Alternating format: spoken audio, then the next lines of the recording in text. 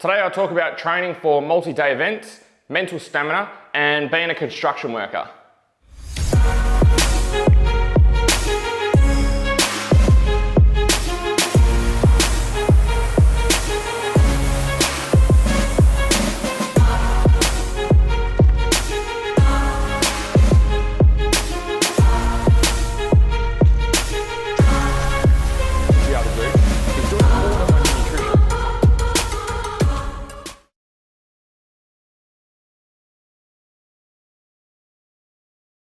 Hey guys, welcome to MotoFit TV, episode number 20. Been smashing through the episodes.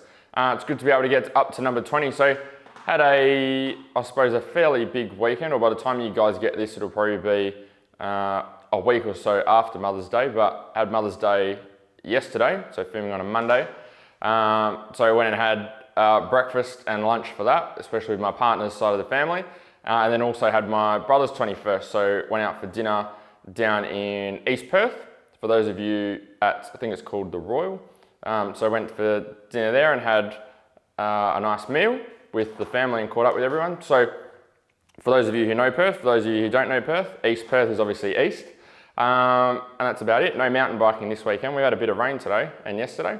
So hopefully next weekend I'll be able to get out for a bit of a pedal. Today's episode, we got a few questions. So back to our normal format. I like to mix it up and go backwards and forwards a little bit between me talking and actually answering questions. So today's first question is, Tom Casimir asks, what's the best way to train for multi-day events such as the 4-day or a 6-day event?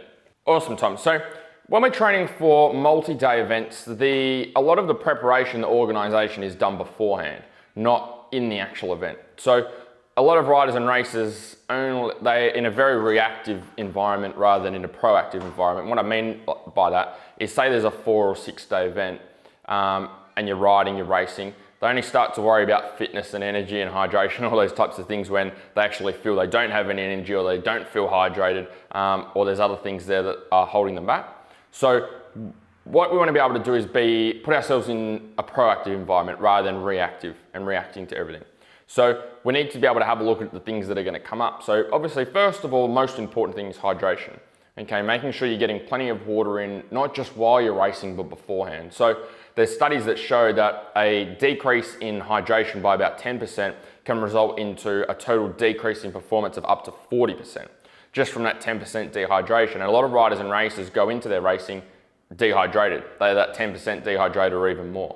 So that water retention and taking that water volume beforehand is super important.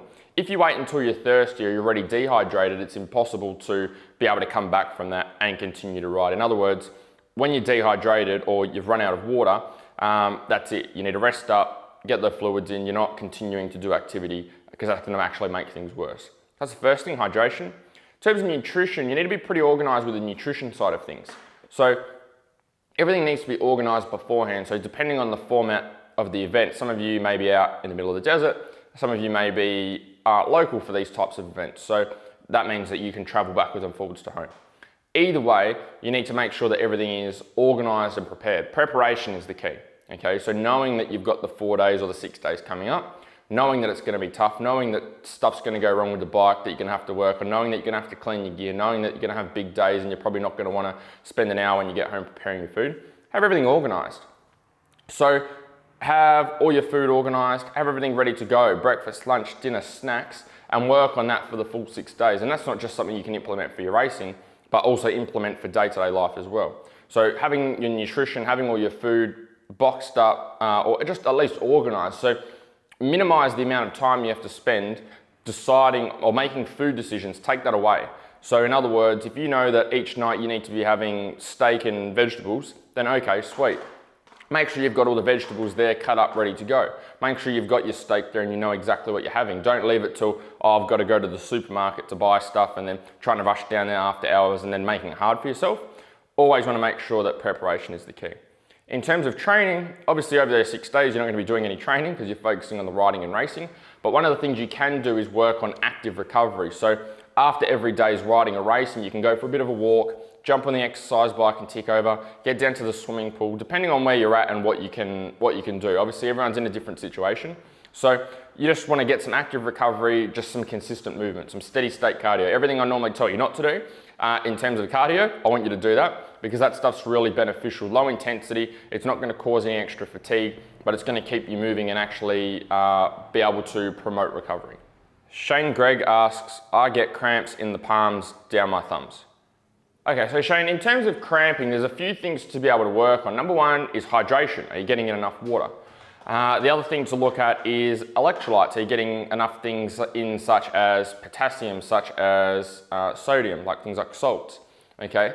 We want to be able to make sure that we are on top of our electrolytes, okay, which comes from food. So you want to make sure that you're eating good quality produce, okay? It doesn't mean you need to go and stomach a Gatorade or a Powerade or the latest drink. You need to be able to get in good quality foods to be able to retain this water as best we possibly can. So cramping, number one, can be water. So if we don't have enough water in the body, like we just mentioned in our previous question, it's kind of like running your bike on oil. Okay, so have a think about what happens when you run your bike on less oil than what it's supposed to be run on. Obviously, it's going to cause a lot more wear on the motor. Okay, it's going to be a lot harder for the bike to be able to do its work, and then eventually it's going to go crash bang and not end too well. So we want to make sure that we're getting water in, because when we're not getting that water in, we're not retaining that water, we're running a dry system. Okay, it's like not putting that oil in your bike. So hydration is key. The next thing is bike time. Are you getting enough bike time? Have you been getting out on the bike regularly? Do you go and ride once a month? Okay, and maybe that's the problem, because no amount of work, no amount of hydration, no amount of food is going to get your body moving and get your body or moving as it needs to on the bike if you're not actually spending time on the bike. So that's another one for cramping in the hands, which I would recommend working on. So it could be related to strength as well. Maybe you don't have the level of strength required for the type of riding that you do. And again, that comes back to your training model. So it's more of an individual question. So that's something to look at your training model and have a look at what training you're doing, and then seeing if that's really reflecting over to your riding and racing and helping you. It's not necessarily grip strength, it's not necessarily a specific exercise, it's an overview of your model. That's another one. Could be mobility and flexibility. It could be tight through the forearm, so forearm flexors and forearm extensors. So flexors being the muscles on the top, flexors being the muscles on the bottom, and extensors being the ones on the top. Maybe they're tight, maybe we've got problems with those which are causing the cramping. They're under a heap of load. Maybe you have a particular job, maybe you're a bricklayer or a tradie, okay, and you're always lifting things and grabbing things and they're really tight. That could be another thing as well. There could be, maybe you've had an upper back injury, okay, maybe thoracic or cervical, so upper back or even up into your neck. And sometimes if we had injuries there, what happens is we can get shooting pains down our arms, okay, and maybe that's something that's referring to that. I know that's probably maybe not what you're referring to directly, but maybe that's something that could be contributing. So there's a whole heap of factors there to smash through. So in terms of cramping, and that's for training in general, there's never really any concrete advice that works for every single person. Everything will work, but only to a degree. To get that extra 10-20%, then that's why you have that, you need that individualized information, that individualized help to get that bit out of you, because everyone's different. Everyone's genetics, okay, so overall, 99.9% of our genetics are exactly the same. 0.1% are actually different, okay, in terms of the difference between all human beings. It's that extra 0.1. And that's the difference between one person being able to have a whole heap of milk and respond well, and the other person having a whole heap of milk and feeling sick for a few days. And same goes with training. Some people can handle higher volumes, some people need lower volumes. It all changes. It's all relative, okay? So there's a few things for you to look at though, for you to be able to get started with and start to implement and play around with though. Mateo Watts asks, mental stamina, staying focused and pre-race diet. Awesome, Mateo. So you got a few different questions there, but I'll tackle more the mindset or the mental stamina side of things. So mental stamina is something that you don't train specifically, okay? It's often other areas that are actually affecting that mental stamina.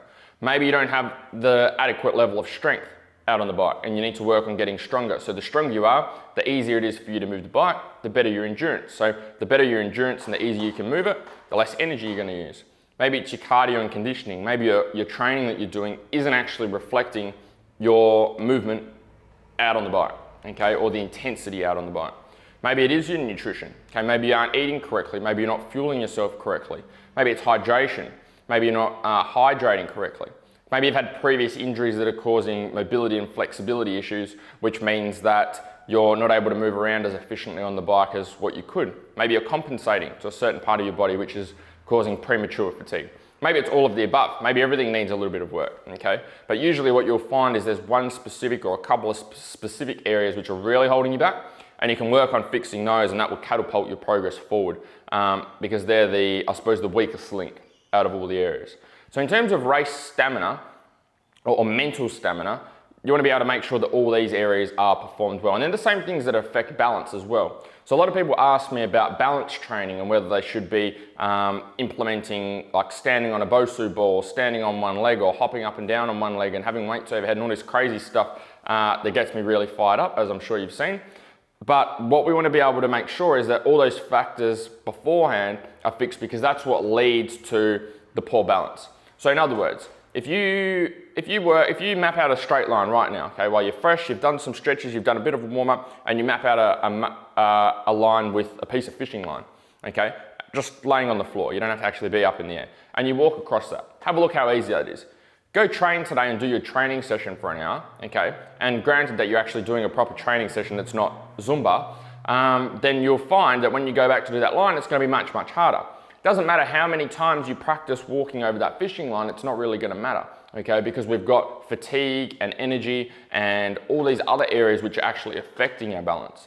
So they're the things that we wanna be able to fix. We actually wanna be able to work on fixing the underlying issues that are affecting balance, because your balance, your stamina, your endurance, your level of mental focus, you don't need special drills to work on your vision. You need to work on these other areas and maximize those areas, because all those other areas are gonna elevate anyway, okay? It doesn't matter how much of this balance training you do if we still don't have the energy to get through the race, because decline in energy is gonna result in a decline in balance, okay? They're all gonna affect those areas. So focus your attention on the big areas, on nutrition, on strength training, on conditioning, on flexibility, on mindset, those 5 key areas, and making sure you're nailing each area. Don't always assume that you have each area nailed.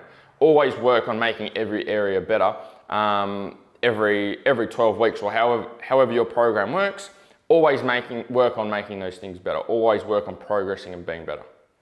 Dan asks, hey Andrew, I would like to know the perfect diet and the right amount of training during the week for your average racer that has a full-time job in construction. There are plenty of us at it.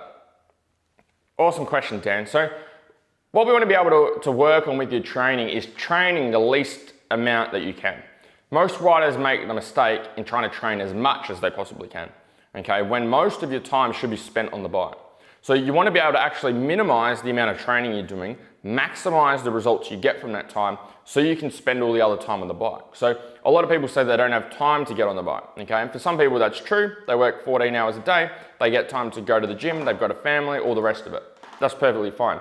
But there's also a lot of other people, riders and racers out there that can make the time, okay? Instead of going to the gym 5 or 6 times a week, go to the gym 3 or 4 times a week. Have a more optimal program so you can get better results with those 3 to 4 sessions than what you get from 4, 5, 6 sessions. And be able to use that extra time for riding and racing, getting on the bike. Okay, so if that means you get on the bike once more per week, then that's awesome. Okay, because think about your riding, if you go from riding once a week to riding twice a week, you're actually getting 2 years of riding and racing in compared to your 1 year before. So imagine your progress over the coming months, over the coming years, if we are actually doubling the amount of time you spend on the bike. Obviously it's gonna be a lot better. So if you are able to get on the bike and we are able to cut down your training sessions, then do that, okay? If you feel that by training less, your training is going backwards and you're not gonna be as fit and strong on the bike, then what you need to be able to do is look at making your training more efficient, okay? You shouldn't have to train hours and hours and hours and hours and hours and do 1 million sessions a week to be able to have the level of fitness on the bike. A lot of your time should be spent on the bike. The training supports the riding, okay? So if you cut your training sessions down from 6 sessions a week to 4 sessions per week, and that allows you to get an extra day on the bike, and sweet, you're gonna be better off at the end of the season, at the end of the year, over the coming months, because you're getting more time on the bike. Okay, those extra 2 training sessions aren't teaching you how to ride the bike better. But what this also means is because we're training less, you can't get away with having an inefficient training program. So if you have a poor training program and you're simply relying on just volume and always being at the gym to get to the level of fitness you're at, then you need to be able to focus your attention on getting some help. Number 1, doing some extra research, or sending me a private message if that's any of you guys that need help with that. Because what we need to be able to make sure is that you're maximizing the time you have. It's not about doing more training, it's not about doing more stuff. It's about being as efficient as you possibly can with the training you have. And often you don't know what you don't know. Like, you don't know if there's a better way of doing something if you've always done it a particular way. So that's part of what you need to focus on, focusing on making sure you're getting that efficiency out of a limited amount of training sessions so you can spend the extra time on the bike. If you're away, if you work those big hours, you can only get on the bike once a week for whatever reason, which is perfectly fine, then it's all about maximizing your training. So if you're doing 6 sessions, we're making sure that we're getting 10 times the results out of those 6 sessions rather than 2 or 3 times those results like most other riders and racers are, making sure you're optimizing all your training so everything's working together. So there are key areas there. So like I said, if any of you guys need help with your training at all, feel free to send me a private message and I'll get back to you and see if there's something that we can do in terms of even catch up for a call, run through your training model and see if there's any areas there that are holding you back. So if you want one of those 5 evaluation calls, let me know, send me a PM. We can organize a time, find out a bit about your racing and then go from there. So I hope you guys have a great week. I'll see you next week. See you guys.